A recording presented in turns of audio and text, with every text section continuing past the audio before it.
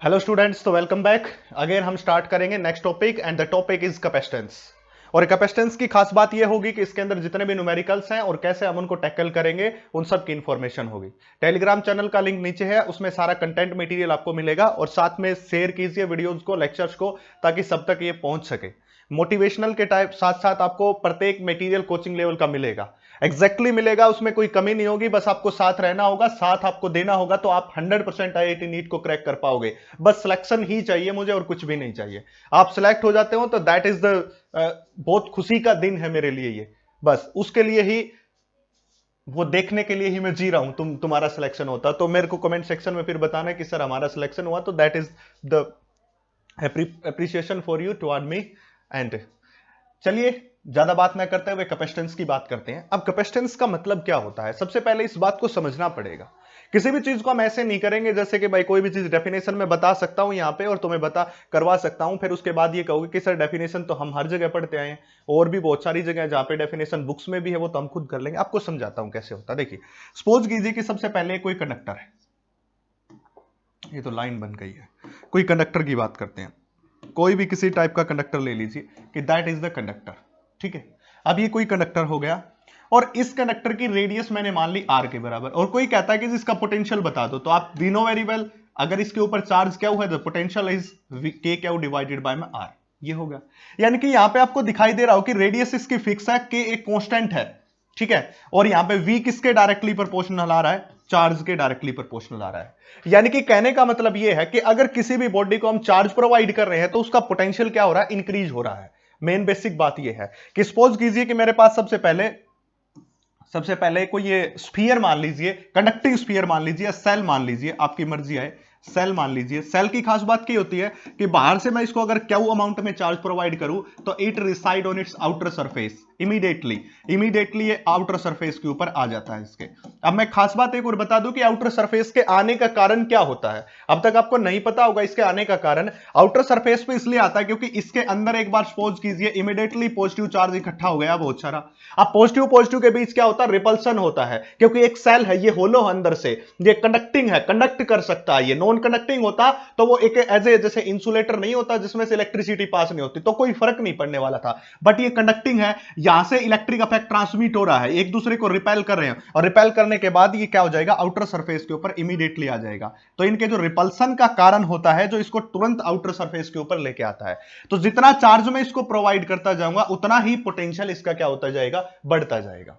अब बेसिकली बात यह हुआ कि अगर मैं किसी बॉडी को चार्ज प्रोवाइड कर रहा हूं तो इसका पोटेंशियल क्या हो रहा है, राइज कर रहा है। यानी कि charge is directly proportional to potential. If you give a charge to any conductor, we are calling about the conductor, charge to a conductor, then its potential rises, तो उसका पोटेंशियल क्या करेगा, राइज करेगा। अब पोटेंशियल राइज कर रहा है तो ये क्या, प्रोपोर्शनलिटी साइन को अगर मैं रिमूव करता हूं तो there is a constant and that constant is c into v, and this c is called capacity.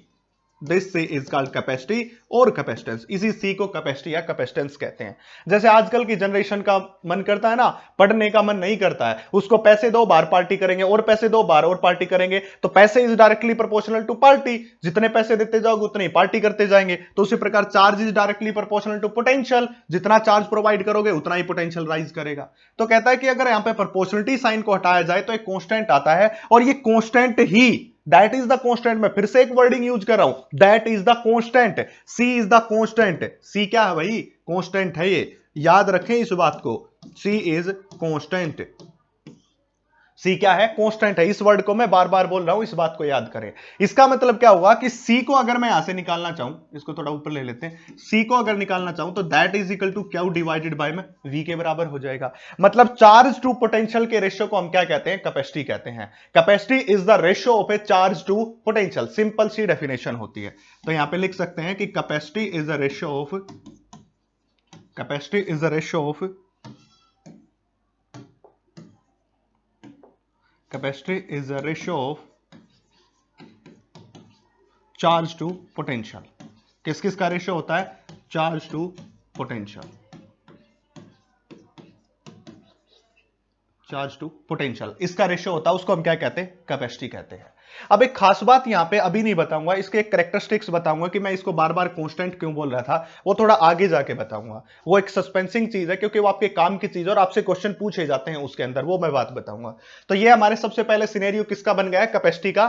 Capacity is the ratio of charge to potential, means यहां पे ये कैपेसिटी जनरेट कहां से हुई, आई कहां से, उसकी बात करते हैं। अगर किसी बॉडी का चार्ज बढ़ाते हैं तो उसका पोटेंशियल भी बढ़ता है, और साइन को हटाए तो कैपेसिटी एक प्रोपोर्शनलिटी साइन की तरह काम करती है, न कि अनदर देन काम करती है। अब हम क्या कहते हैं कि यूनिट बात करते हैं, कैपेसिटी की यूनिट क्या होती है। देखिए अगर कैपेसिटी की यूनिट की बात करेंगे तो the unit of capacity is equal to farad, ठीक है। और फेरेड, अगर आप कंप्लीट नाम लिखते हो कभी भी यूनिट का तो स्मॉल से लेटर से स्टार्ट करना होता है, और अगर वन वर्ड लिखोगे तो कैपिटल लेटर से स्टार्ट करना होता है, ठीक है। अगर आप आपसे क्या कर सकता है, अगला क्वेश्चन कर सकता है कि डिफाइन द वन फेरेड, क्योंकि कैपेसिटी की यूनिट आपके पास फेरेड है तो वो कह देगा कि डिफाइन करो वन फेरेड को, ऐसा क्वेश्चन डाल देगा, डिफाइन वन फेरेड, इसको डिफाइन करो। अब एक छोटी सी बात मैं आपसे करना चाहता हूं कि हमें पता है कि C इज इक्वल टू में Q डिवाइडेड बाय में V, that is capacity is the one farad and charge is the one coulomb and potential is 1 volt, ठीक है। अगर 1 coulomb charge 1 volt potential rise करता है किसी कंडक्टर का, then capacity is said to be 1 farad. Capacity को 1 farad कब कहेंगे, अगर 1 coulomb charge 1 volt potential rise करता है, because when we give the charge to a conductor, अगर किसी कंडक्टर को चार्ज देंगे तो उसका पोटेंशियल क्या करेगा भाई, राइज करेगा। तो हम क्या कह सकते हैं students, when 1 coulomb charge rise the potential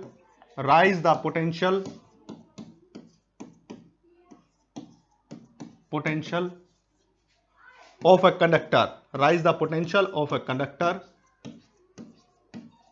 by 1 volt, then capacity is 1 farad, then capacity is 1 farad, तब उस कैपेसिटी को कहेंगे कैपेसिटी इज 1 फैरेड, तब उस कैपेसिटी को क्या बोला जाता है, 1 फैरेड। और यहीं से लिखा मैंने, कहीं से रट्टा नहीं मारा, किसी बुक से नहीं लिखा, कुछ नहीं किया, बस यहीं से मैंने इस कांसेप्ट को समझा और उसी के बाद आपको एक्सप्लेन कर दिया। That is for the CBSE board और स्टेट बोर्ड स्टूडेंट्स की how they prepare for their CBSE board and how they prepare for their exams के लिए। That is the for exams and in the previous chapter, that is in the previous slide we take about that this is the constant, that capacity is the constant, there is a reason behind that। Constant कहने के पीछे एक reason है जो कि competitive exam NTSC KVPY या किसी AIIMS वगैरह के कॉम्पिटिटिव एग्जाम में आती है, तो वो कैसे आती है वो मैं आपको बताऊंगा, कैसे काम आती है, उसका एक सस्पेंस है। तो दिस इज कॉल्ड कैपेसिटी, इसको हम क्या कहते हैं, कैपेसिटी कहते हैं। तो this is all about the capacity, ये सारा सब कुछ कैपेसिटी के बारे में है। अब हम बात करते हैं capacity of A spherical capacitor. अगर आपको अलग अलग टाइप के कैपेसिटर प्रोवाइड किए जाएंगे तो उसके अंदर हम बात करते हैं स्फेरिकल कैपेसिटर की। तो सबसे पहले हम बात करेंगे capacity of spherical capacitor. Spherical capacitor, that is the capacity of A spherical capacitor.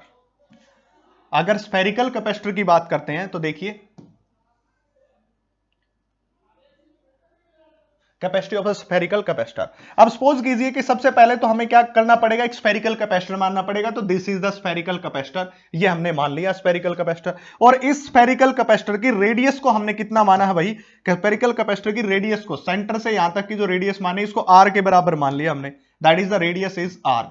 और एक खास बात यहां पे हमेशा रहेगी बच्चा पार्टी, वो ये रहेगी कि इसकी स्फेरिकल कैपेसिटर के ऊपर चार्ज ऐसे डिस्ट्रीब्यूटेड होगा, क्योंकि that is the spherical capacitor and capacitor is made up of A conductor and conductor के केवल आउटर सरफेस के ऊपर होता है बच्चा लोग, किस सरफेस के ऊपर, only on the outer surface, अंदर तो होता ही नहीं। अभी अभी रीजन बताया था तुम्हें कि उसके बाहर के सरफेस के ऊपर होता है। जैसे जब तुम्हारा मन नहीं करता स्कूल में जाने का, बंक करते हो तो स्कूल के बाहर बाहर घूमते हो, देखते हो कि कहीं कोई घर पे तो नहीं गया हमारे बताने, अंदर नहीं जाते।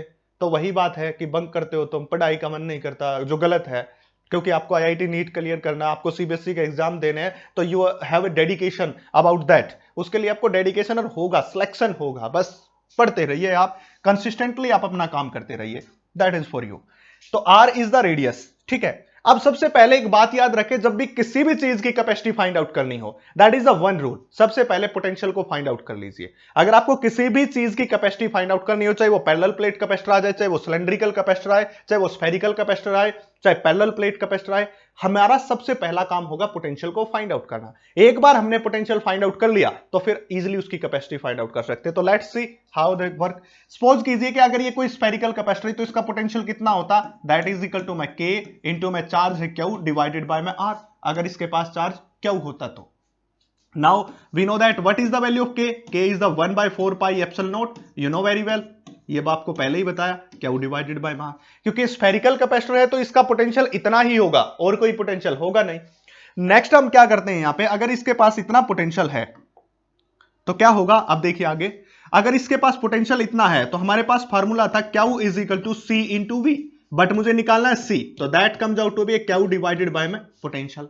अब इस पोटेंशियल की वैल्यू उठा के यहां पुट कर दूं, now we get C is equal to में क्यू डिवाइडेड बाय में what is the value of V, V is the Q divided by में 4 pi epsilon naught into R, that is Q से Q क्या हो जाएगा, cancel out. So capacity is equal to में 4 पाई epsilon naught into में r, this is the capacity, that is the capacity of a parallel plate, spherical capacitor। तो this is the capacity of spherical capacitor।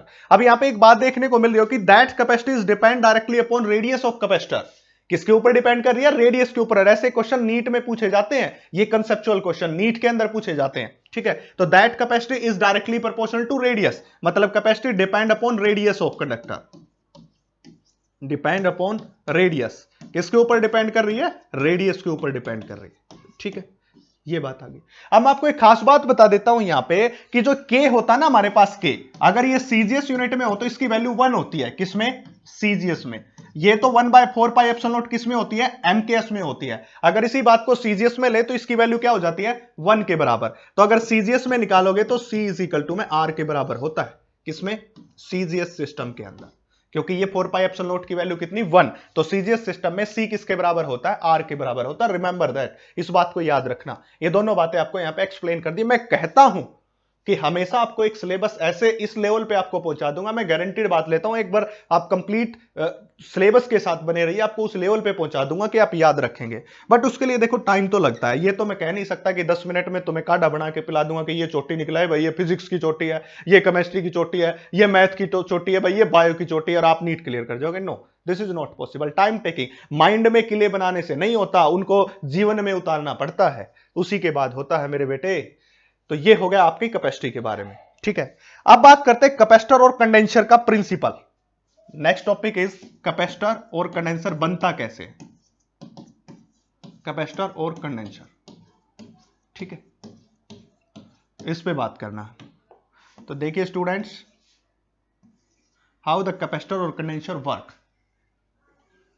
देखिए capacitor और condenser क्या होता है, एक arrangement होती है। सबसे पहले तो बात बताऊं होता क्या है ये कैपेसिटर और कंडेंसर। अब इससे पहले हमने कैपेसिटी की डेफिनेशन देखी थी, but here we have discuss about capacitor और कंडेंसर। कैपेसिटर या कंडेंसर एक ऐसा जो अरेंजमेंट होती है जो चार्ज को स्टोर करने के लिए यूज की जाती है। तो कैपेसिटर और condenser it is an arrangement, लिखूंगा तो it is an arrangement.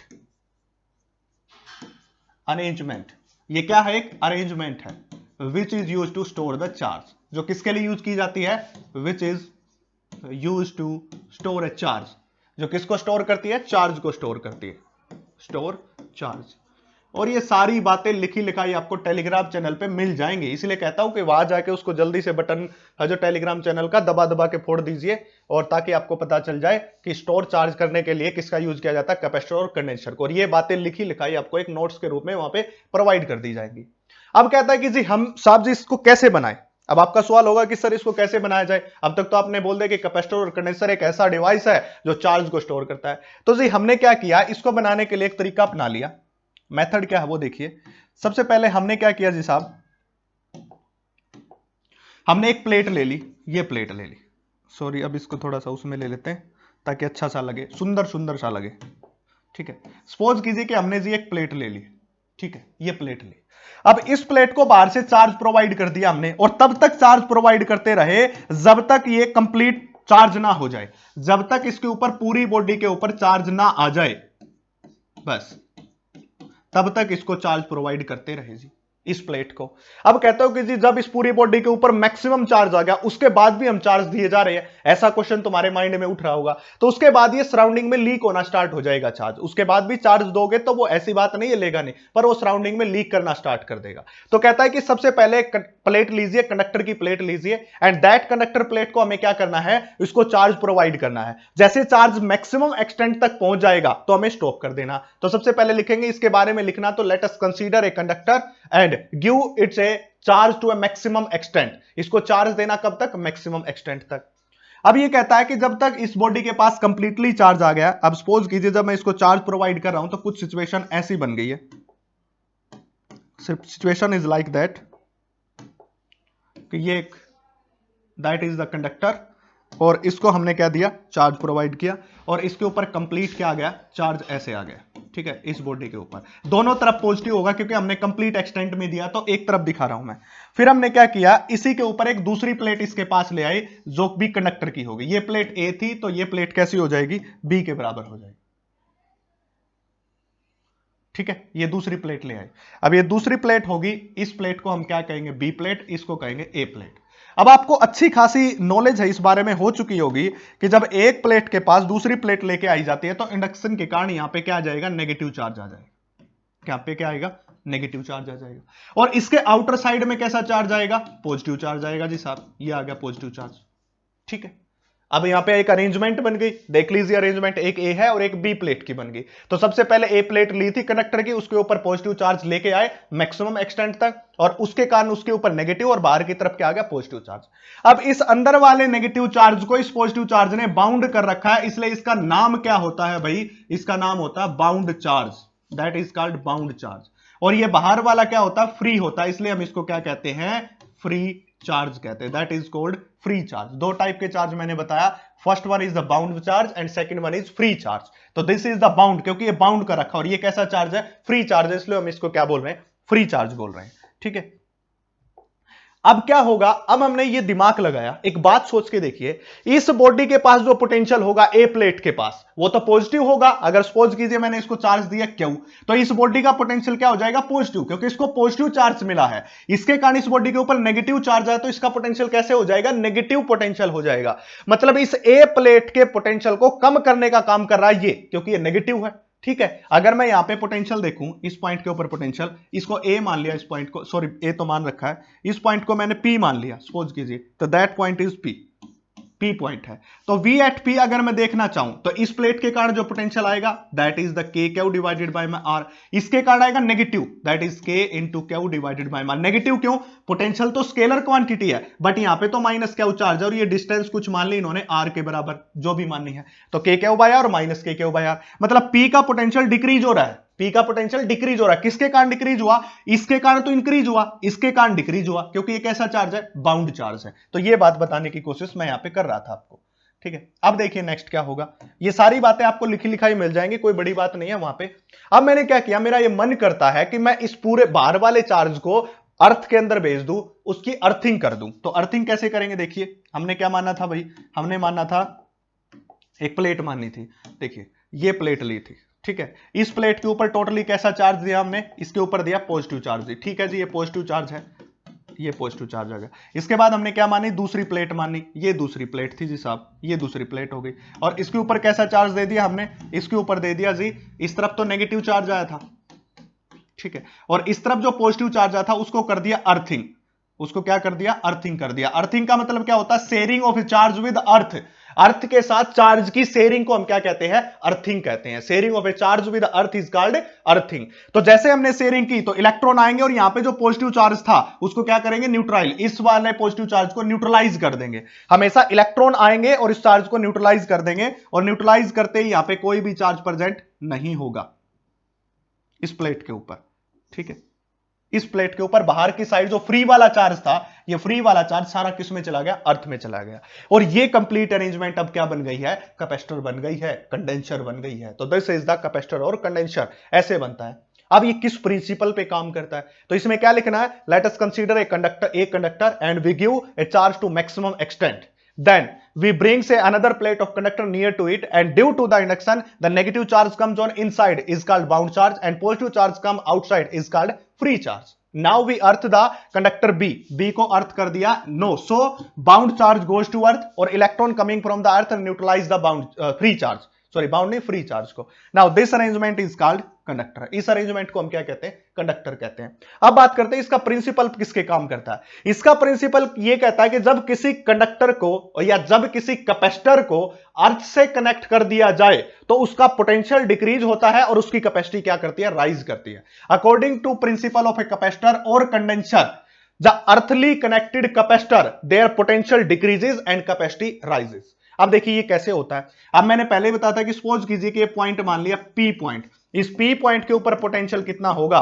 Actual में होना कितना चाहिए था? के क्यू डिवाइडेड बाय में आर, इतना होना चाहिए इसके ऊपर. फिर हम ये दूसरी प्लेट लेके आए तो उसके कारण नेगेटिव चार्ज आया और उसके कारण कितना हो जाएगा? माइनस के क्यू बाय में आर. सपोज कीजिए यहां से यहां तक की डिस्टेंस r1 है, यहां से यहां तक की डिस्टेंस r2 है. इसको r1 बोल दिया, इसको r2 बोल दिया.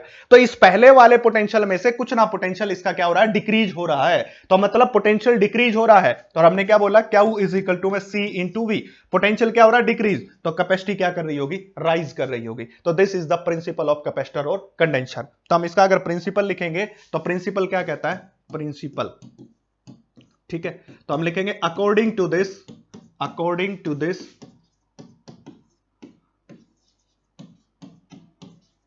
earthly connected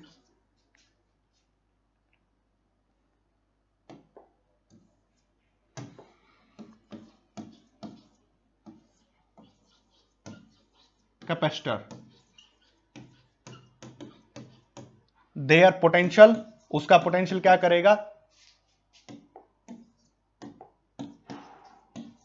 their potential decreases, उसका पोटेंशियल क्या करेगा? डिक्रीज करेगा. एंड कैपेसिटी राइजेज, उसकी कैपेसिटी क्या होगी भाई? राइज करेगी. Capacity rises. ठीक है, अगर इसको दिखाना है तो नीचे आप ये दिखा सकते हो, ये वाला पार्ट, और यहां से आपको पता चल जाएगा कि कैपेसिटी जो है बढ़ रही है और चार्ज की जो है सॉरी पोटेंशियल है वो डिक्रीज कर रहा है. तो that is the principle of capacitor और कंडेंसर. और कैसे बना उसको भी मैंने यहां पे एक्सप्लेन कर दिया, उसके प्रिंसिपल को भी बता दिया. तो यहां तक हमने इसके बारे में पढ़ा. ये सब पढ़ने के बाद हमारे मन में एक ख्याल आया कि क्यों ना हम एक पैरेलल प्लेट कैपेसिटर की कैपेसिटी को फाइंड आउट कर लें. अभी तक तो हमने स्फेरिकल कैपेसिटर की फाइंड आउट की थी, तो अब हम करना चाह रहे हैं कि capacity of A parallel plate capacitor, उसकी बात कर रहे हैं. तो अब देखिए capacity of parallel plate capacitor की बात करते हैं. That is capacity of parallel plate capacitor, parallel plate capacitor. ठीक है, उसकी कैपेसिटी को फाइंड आउट करना हमें, उसकी कैपेसिटी को फाइंड आउट करना. देखिए that is the capacity of A parallel plate capacitor. देखिए सबसे पहले अगर पैरेलल प्लेट कैपेसिटर, अब कहोगे कि सर पहले भी तो बता सकते थे, क्योंकि अभी अभी एक अरेंजमेंट बनाई और उसमें आपको एक पैरेलल प्लेट कैपेसिटर बनाना सिखाया है मैंने. अब वो बनाना सिखाने से पहले हम ऐसा काम नहीं कर सकते हैं. तो पहले तो आपको सिखाएंगे और सिखा के फिर आपसे पूछेंगे जी बताइए, नहीं आया तो फिर ये आपके ग्रह गर्दिश में चल रहे हैं, तो यानी कि कोई ना कोई ग्रह आपका उल्टा चल रहा है, उसको ठीक करवाइए. क्योंकि आप सीखने के बाद सीख नहीं रहे हो तो इसका मतलब शनिदेव हावी हो चुका है, वो चाहता है कि आप पढ़ाई ना करो. ठीक है, तो शनिदेव को लेके आओ कि अब सबसे पहले हमें क्या करना पड़ेगा? एक पैरेलल प्लेट कैपेसिटर मानना पड़ेगा जी. ये है जी एक पैरेलल प्लेट कैपेसिटर. ठीक है, ये हो गया जी. इस पैरेलल प्लेट कैपेसिटर के ऊपर, एक प्लेट के ऊपर यहां पे अगर पॉजिटिव चार्ज है, ऑफ कोर्स सी बात है होगा, तो इसके दूसरे साइड में कैसे हो जाएगा भाई? नेगेटिव चार्ज हो जाएगा. और ये सब हमने पहले अर्थ से कनेक्ट भी किया हुआ था. अभी अभी आपको समझाया था कि ये इसको किससे कनेक्ट कर रखा है? अर्थ से. ठीक है, अगर इसकी कैपेसिटी, इसका सरफेस चार्ज डेंसिटी सिग्मा है तो इसकी कितनी हो जाएगी? माइनस सिग्मा के बराबर हो जाएगी. इसका एरिया ए है तो इसका भी एरिया कितना हो जाएगा? ए के बराबर. दोनों के बीच में डिस्टेंस है वो कितनी हो जाएगी? डी के बराबर. अब जब बोर्ड में लिखते हो तो कुछ बातें ऐसे लिखनी है कि late us consider A parallel plate capacitor having a charge density sigma and minus sigma, distance between them is D and area of cross section is a. ये दो चार बातें आपको लिखनी है थ्योरी के अंदर. अब इसके बाद हम बात करते हैं. देखिए सिग्मा की बात कर रहा है तो हमें पता है कि सिग्मा इज इक्वल टू किसके बराबर होता है? That is Q divided by में ए के बराबर. अब आपने कहा था जी, जब आप स्फेरिकल कैपेसिटर की कैपेसिटी बता रहे थे तो आपने कहा था जी पोटेंशियल निकाल लो. आप अपनी बात से मुकरोगे नहीं मुकरता, पोटेंशियल निकालेंगे और पोटेंशियल निकाल के हम क्या करेंगे? फिर इसकी वैल्यू को फाइंड आउट करेंगे. देखिए ये बताया था क्यू बाय में ए के बराबर।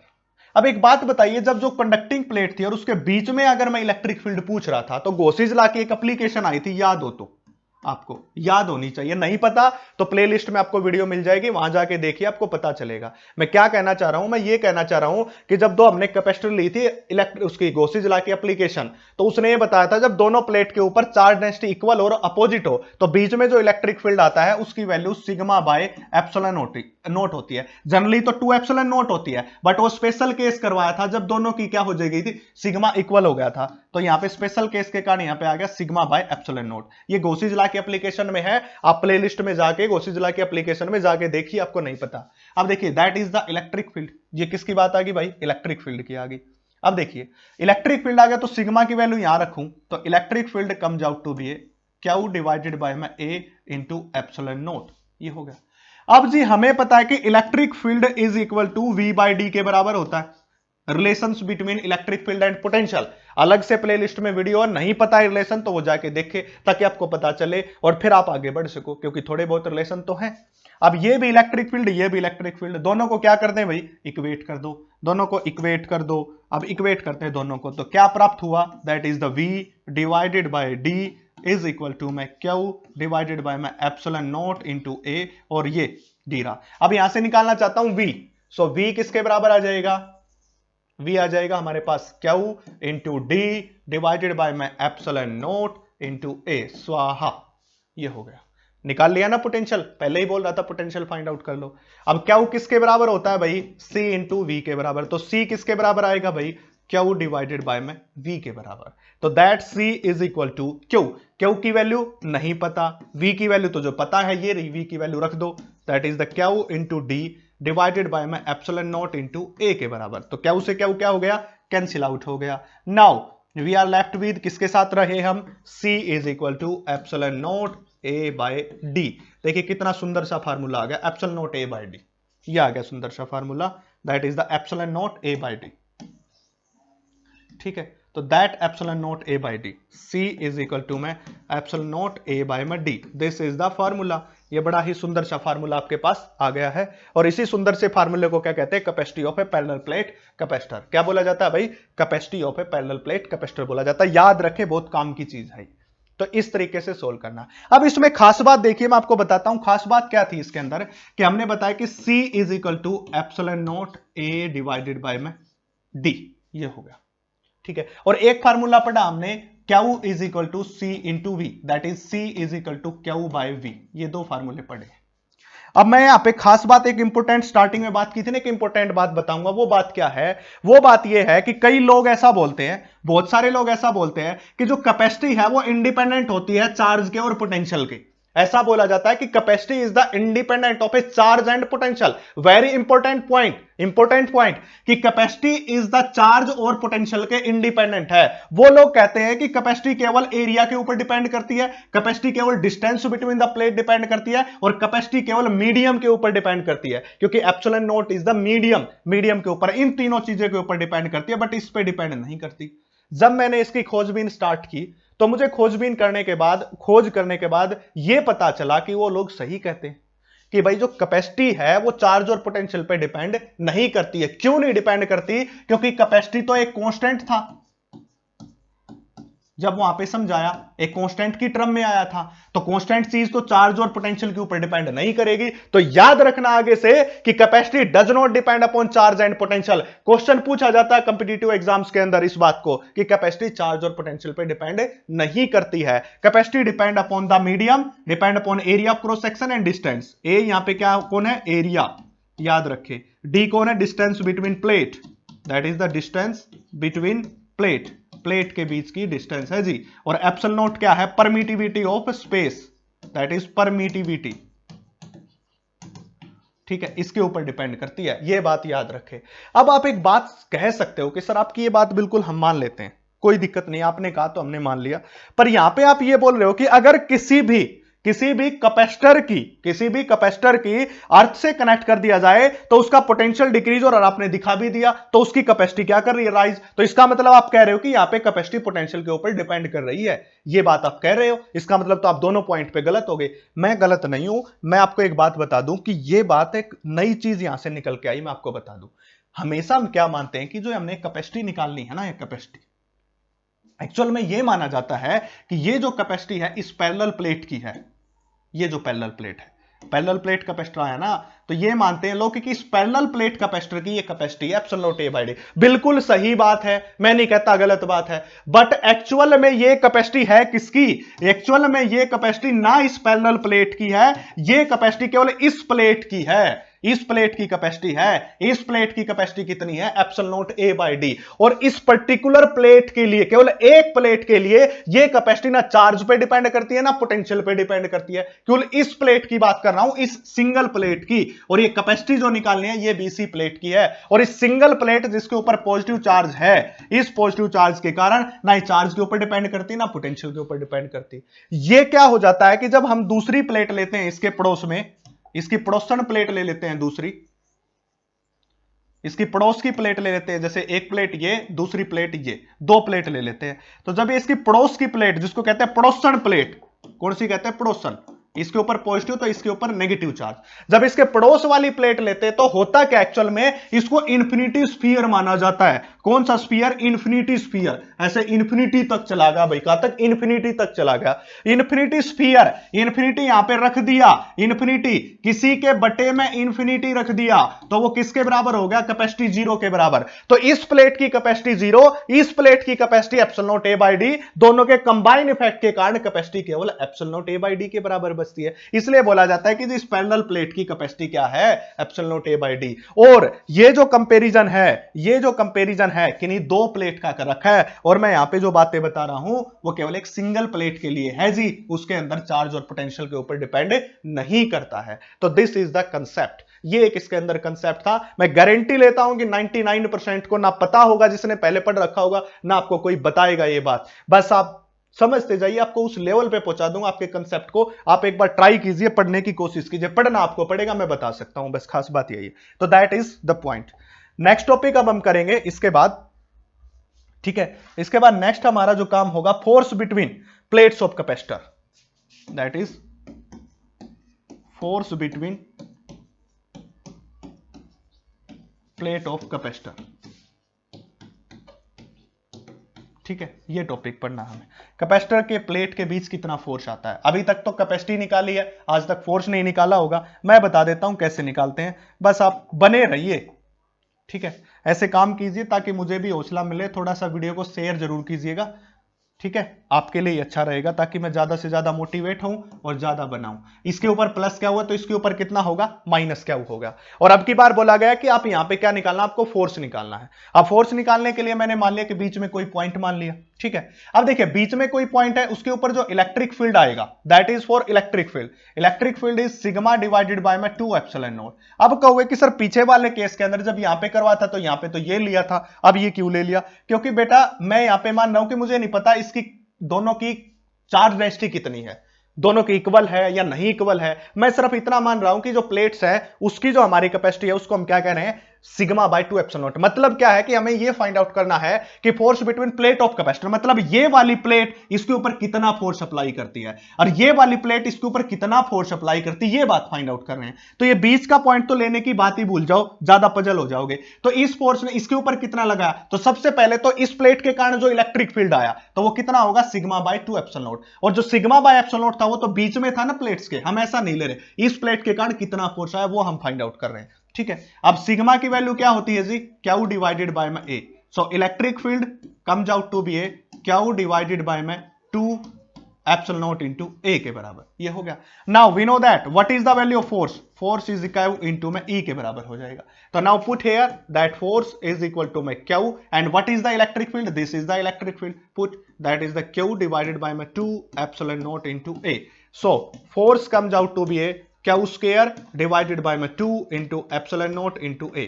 तो this is the value of force. तो तो ये किसका फार्मूला हो जाएगा? फोर्स का। याद रखना ये बातें सारी काम की हैं। यहां से पता चल रहा होगा force depend upon the charge on the plate, कितना है, मीडियम के ऊपर डिपेंड कर रहा है, एरिया के ऊपर डिपेंड कर रहा है, but does not depend the distance between them.